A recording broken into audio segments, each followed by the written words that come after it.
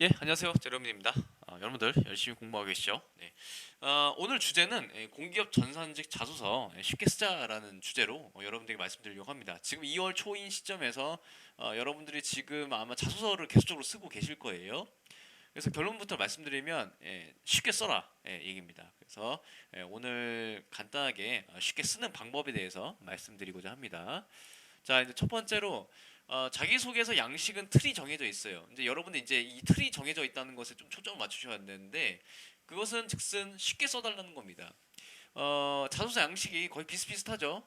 첫 번째 뭐 여러분들 뭐 학교라든지 뭐 학교는 지금 입력 안 하지만 뭐 스펙이라든지 이런 것도 입력하고 그다음에 뭐 지원 동기 두 번째 네가 뭘 잘하냐 세 번째 우리 기관에서 아는 건 뭐냐 이렇게 해서 이제 보통 여러 가지 이제 질문이 들어져 있을 겁니다. 그때 이런 자소서 항목에 대해서 틀이 딱딱딱 정해져 있거든요. 그 이유는 수많은 사람들을 평가를 해야 되는 상황에서 이렇게 틀이 정해져 있으면 빠르게 이 사람에 대해서 평가를 할 수 있고 정보를 습득할 수 있기 때문에 결국에는 이 양식에 맞춰서 쉽게 써달라는 것이 핵심입니다. 근데 여러분들이 대부분의 경우는 나만 알아볼 수 있게 쓰는입니다. 예, 그럼 파괴 당합니다. 이제 공격 전산직이 더 심해요.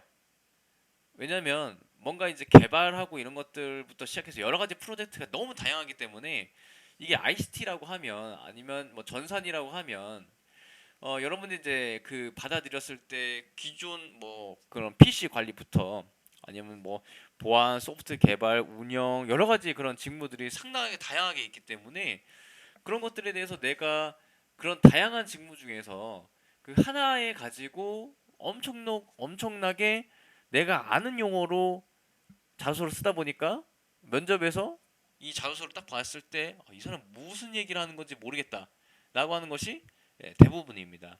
그래서 나만 알아볼 수 있게 쓰시면 안 됩니다. 두 번째, 제가 아까 전에 말씀드렸던 것의 이제 연장선인데요. 나만 아는 IT 용어를 남발하는 경우입니다. 그렇게 되면 면접관이 이거가 뭔지 한번 질의를 해보게 되죠. 궁금해서. 그러면 여러분들이 또 답변을 잘해야 되는데 답변을 잘 못해요. 그게 현실입니다.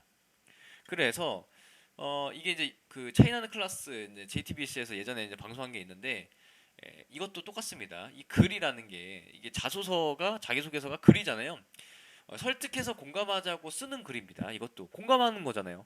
나는 이렇게 살아왔고 이런 것들을 잘하고 그러니까 너네 기관에 이렇게 난 들어가고 싶다라고 해서 같이 공감대가 형성이 돼야 됩니다. 그런데 왜 어려운 용어를 이제 여러분들이 쓰는지를 딱 보면 유심히 갑자기 나오는데 남을 설득할 생각이 전혀 없는 겁니다. 예. 그냥 나만 아는 것만 딱 이제 나오고 끝나는 거죠. 그리고 진정으로 소통하고 싶다면 쉬운 걸로 표현을 해야 됩니다. 그리고 어떤 사람이 어렵게 쓰냐면 사기 치려는 사람입니다. 그게 이게 맞는 것 같아요. 왜냐하면 어떤 이제 프로젝트나 아니면 어떤 개발이나 이런 것들을 짧은 시간 내에 그러니까 15분에서 20분 정도 면접이 진행되는데 사실 이제 다대다인 경우에는 나한테 질의 같은 게 뭐 세네 개 미만으로 들어와요. 그러면 실제적으로 나를 평가할 수 있는 시간은 5분 미만이라는 거죠. 그래서 그 5분 미만 동안에 나는 좀 쉽고 짧게 설명해 준다면 나에 대해서 뭔가 아이덴티티나 내가 잘하는 것을 확실하게 보여줄 수 있는데 엄청 어려운 용어를 쓴다든지 아니면 면접관들을 거의 무시하는 태도로 임하면 사기치려는 사람입니다. 자, 이제 그 제가 말씀드릴게요. 쉽게 쓰는 방법에 대해서 이제 내가 원하는 직무대로 그냥 쉽게 쓰면 됩니다. 이게 보면 이게 NCS go.kr 사이트거든요. 이게 다 직무입니다. 정보기술에 뭐 통신하고 방송하고는 여러분들은 이제 해당 사항이 없으니까 이 정보기술 들어가면 정보기술 전략 계획, 개발, 운영, 관리, 영업, 정보보, 인공지능 해가지고 밑에 쭉쭉쭉 나옵니다. 그러면 정보기술 전략 계획에서도 여러 가지가 있는 거예요. 정보기술 전략, 컨설팅, 기획, 소프트웨어, 빅데이터, IoT, 빅데이터 기획 여기도 또 밑에 있습니다. 그러니까 보통 막 수백, 뭐 100개 미만인 것 같아요. 그런 직무들이 있을 때 내가 해당되는 직무를 딱 선택을 하고 거기에 대해서 내가 쉽게 쓰면 됩니다. 어렵게 쓰라는 것이 아닙니다. 그래서 그거를 어떻게 써야 되냐면 이런 마음가짐을 쓰고 아니, 이런 마음가짐을 가지고 말씀하시면 됩니다. 자, 첫 번째, 이웃집 아저씨나 아니면 친구에게 내 글을 읽고 이해할 수 있을 정도만 쓰면 됩니다. 그러면 장땡입니다. 네, 아시겠죠? 네. 왜냐하면 내가 했던 얘기를 아무리 그 사람들에게 얘기를 해도 못 알아듣는다면 효과적으로 전달이 안 된 거예요. 그러면 전달력이 없다고 면접에서 평가를 받습니다. 그래서 자소서를 보여주고 이제 이웃집이나 아니면 전공자가 아닌 사람한테 한번 보여주고 너 이거 했었구나라고 됐으면 해당되는 자소는 좀 깔끔하게 쓴 거다라고 말씀드릴 수 있습니다. 두 번째, 짧게 짧게 단락을 끝내요. 길게 쓰지 마세요. 이게 보면 안녕하세요, 제로미입니다. 저는 아침에 밥을 먹고 점심에 밥을 먹고 저녁에 밥을 먹고 집에 들어가서 디아블로 2를 하고 디아블로 3를 하고 뭐 오딘 게임을 하고 뭐 다 합니다. 이렇게 쭉쭉쭉 쓰면 이게 글이 이제 말하는 거랑 보는 거랑 또 다르거든요. 이게 리딩할 때는 이 사람이 무엇이 주제인지도 몰라요. 그러니까 딱 끝내야 돼요. 안녕하세요, 제로민입니다. 딱. 저는 아침에 일어납니다. 그리고 점심 먹습니다. 딱. 저는 점심을 먹고 그 다음에 저녁 먹습니다. 딱. 저는 저녁 먹고 디아블로 2, 디아블로 3 이런 게임들을 합니다. 그리고 스트레스를 풉니다. 이렇게 짧게 짧게 달라 끝내세요. 이게 보면 기술적인 그런 자소서를 자꾸 쓰려고 하는데 절대 그렇게 쓰시면 안 됩니다. 네, 그거는 제가 뒤에서 다시 한번 말씀드릴 거예요. 그 다음에 세 번째, 시간이 없습니다. 네, 짧은 시간 3분에서 5분 동안에 나를 보여줘야 되는데 안녕하세요. 저는 정말 정보통신 관련해서 관심이 많아서 고등학교 때부터 해당되는 프로젝트를 많이 진행했습니다. 그게 중요한 게 아니에요. 나는 뭐 하고 싶다. 그리고 나는 어떤 경험을 했고 거기에 당신의 기관에 내가 이렇게 도움이 될 수 있다. 결론부터 얘기하세요. 자소서 똑같습니다. 딱 첫 줄 봤을 때 나는 이거 하고 싶습니다. 라고 딱 끝내야 됩니다. 절대 뭐 소설처럼 이게 자소설이라고 하시는 분들이 있어요. 자소설. 이게 자소설이라는 게 딱 봤을 때 그냥 뭐 지어내는 이야기 이렇게 얘기를 하시는 경우도 있는데 진짜 자소설처럼 쓰면 안 됩니다. 이게 보면 자소설이 뭐냐면 서론, 본론, 결론 해가지고 막 이렇게 뭐 그 이제 소설도 그렇잖아요. 갑자기 이제 뭐 주인공이 죽고 시작하진 않잖아요. 그런 것처럼 소설처럼 이렇게 쓰시면 안 된다는 겁니다. 그러니까 포맷이 정해져 있고 빠르게 나에 대해서 아이덴티티를 보여주고 이렇게 하려면 그냥 결론부터 얘기하면 됩니다. 나는 뭐 잘한다. 끝. 하고 그 뒤에 예시 쓰고 그런 것들이 너네 기관에 어떻게 도움 되겠다. 이렇게 3박자만 맞추면 자소서는 끊입니다. 자, 네 번째. 계속 읽고 수정해야 됩니다. 오늘 쓴 글 내일 읽으면 또 수정이 돼요. 그리고 그 다음날 또 보면 또 수정이 돼요. 예, 그렇게 탈고를 하면서 해당되는 자소서에 대해서 좀 매끈매끈할 수 있도록 그렇게 써야 됩니다. 이게 사실 소설가들이 이런 소설을 쓸 때 계속적으로 탈고를 하거든요. 예, 그런 것처럼 여러분들이 접근을 하셔야 되는 겁니다. 보통 이제 이런 경우 많죠. 갑자기 독치서 떠가지고 어우 엄마가 가래, 아빠가 가래, 친구가 가래, 그래가지고 갑자기 떠가지고 자소서를 마감 닥쳐서 써요.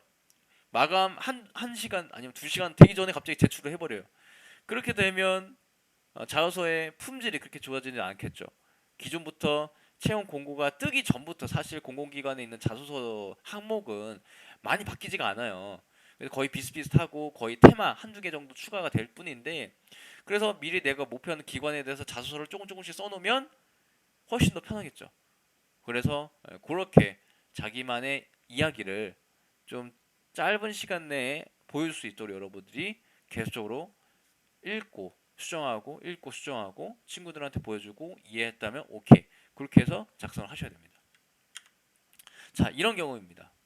자, 면접관이 왔는데 이제 냥이라고 했는데 제가 뭐 모바일 쪽을 했다고 합시다. 그러면 면접관들이 네트워크 담당 사람도 있을 거고 모바일 담당 사람도 있을 거고 정보화 기획 사람도 있을 거고 정보보안 금융인프라 이런 사람들이 다양하게 있을 텐데 내가 모바일을 잘 안다고 해서 모바일만 계속적으로 어필을 한다고 하면 모바일 사람이 평가하는 것만 점수를 더 높게 받을 수가 있겠죠. 왜냐하면 면접에서는 평균이거든요. 그러니까 네트워크를 하고 있는 사람은 이 사람이 계속적으로 모바일에 대해서 얘기를 하고 있으니까 뭔 소리 하는 거라 말하고 해서 평가를 거의 못할 수도 있습니다. 그리고 정보화 기획하는 사람들은 이 사람 자꾸 뭐 모바일만 얘기를 하네? 이게 뭐지? 라고 생각을 하는 겁니다. 그래서 여기에서 여러분들 오해를 하시지 말아야 될 게, 그럼 나도 네트워크 쪽 얘기하고 모바일 쪽 좀 얘기하고 정보화 기획 쪽 얘기하고 정보반 쪽 얘기하고 금융 인프라 쪽 얘기를 하자라고 생각하시는 분이 아마 극소수가 있을 겁니다. 근데 그렇게 해서는 또 안 됩니다. 왜냐하면 이제 결론부터 말씀드리면, 여러분들 이제 이게 신입사원이에요. 여러분들은 신입사원이고, 절대 이제 내가 원하는 직무 그 관련해서 집중적으로 설명해서 네트워크 분야뿐만 아니라 다른 직무에서 이미 업무를 하고 있는 사람에게 설득을 해야 되는 겁니다. 그래서 네트워크 조금, 모바일 조금, 정보하기 조금, 정보반 조금 하면 면접에서 그냥 탈락해버리고, 이 사람에 대해서 뭘 잘하는지 아니면 뭘 못하는지 전혀 평가가 되지 않습니다.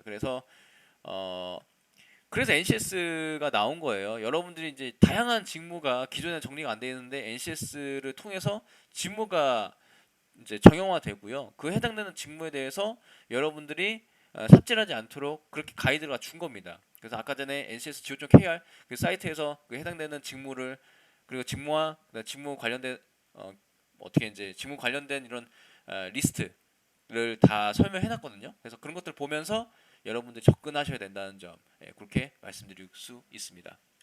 자, 이제 오늘의 결론입니다. 첫 번째, 쉽게 쓰세요. 쉽게. 어렵게 쓰면 안 됩니다, 절대. 그리고 쉽게 쓰려면 뭐를 해야 된다? 친구 아니면 뭐 이웃집 아저씨한테 보여주고 이해를 할 수 있을 정도로 써라. 두 번째, 직무 중심으로 써라. 세 번째, 내가 아는 용어로 남발해서 쓰지 마라, 이겁니다. 그러니까 결론적으로 이제 또 추가적으로 말씀드리면, 이게 프로젝트가 있어요. 근데 프로젝트 명을 이제 막 말씀하시고 거기에 대해서 설명하는데 그게 중요한 게 아닙니다. 면접은. 그리고 해당되는 신입사원 채용할 때는 가장 중요한 게 뭐냐면, 이게 어떤 프로젝트 이름이고 어떤 프로젝트를 했고 그런 게 중요한 게 아니에요. 결국에는 이런 경험들이 우리 기관에 어떻게 도움될 건지를 설명해 주면 되는 겁니다. 면접관들은 여러분들이 뭐 저기 대학교에서 A라는 프로젝트 했다고 해서 막 박수 치고 막 그렇게 좋아 뭐 하지도 않아요. 그리고 여러분들 뭐 IT 학원 다녔다고 해서 그 IT 학원명을 얘기를 해도 면접관은 모릅니다. 저도 몰라요. 아는 사람 없습니다. 그래서 그게 중요한 게 아니라, 어떤 뭐 소속이 됐던 아니면 어떤 프로젝트를 했던 그 상황에서 여러분들이 무엇을 배웠고 그 해당되는 배운 것들 중에서 내가 해 A라는 기관에 입사를 한다고 하면 여기에 기여를 할 수 있다. 이런 식으로 말씀하시면 됩니다. 그래서 공기업 전산직 같은 게 약간 좀 다릅니다. 사무직하고. 왜냐하면 우리는 기술적으로 얘기를 해야 되고 기술을 좀 쉽게 설명을 해주고 그렇게 입사를 하셔야 된다는 점, 그렇게 말씀드릴 수 있을 것 같습니다. 일단 오늘 영상 여기까지 찍고요. 구독과 좋아요 많이 부탁드립니다. 네, 감사합니다.